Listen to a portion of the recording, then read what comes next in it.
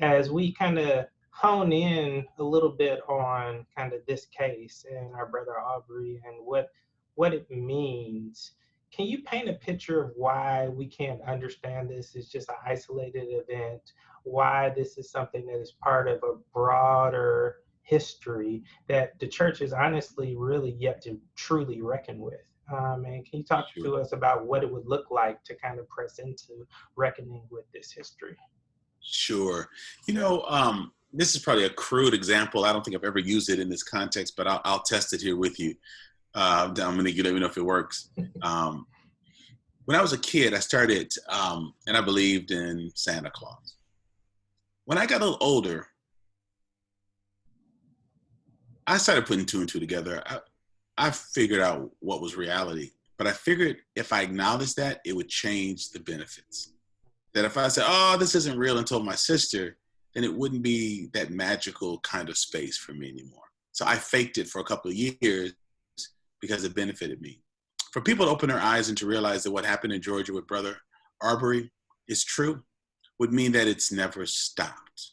My sister said something we were doing a live event last night together. She said, lynching of Black men has never stopped in this, because lynching is more than the rope. Lynching is mob justice, that you're not letting people go through the right course of justice, innocent until proven guilty, right? And so to acknowledge that this is a part of a larger issue means that people lose the benefits of living in a country that has promised certain things, hailed certain truths, celebrated itself on certain pedestals. And it would mean, if this means that, I've got to argue with this because I'm not ready to really process that. Mm. I think that's true for America. I think that's true for the church. So we keep saying, no, it's isolated. Well, what did he do? And what was he wearing? Well, why was he running? Why was he running at night? You all, this was a man who's innocent until proven guilty. And he's shot because he's defending himself. What are we supposed to do when two people come after us and they're armed and we're not, because we're outside jogging? And now you're threatened for your life because you try to take mine, and we want to try to justify that that's why you could kill someone and then go home, go free. If we're not willing to see this, we're not willing to see Christ, because Christ is truth.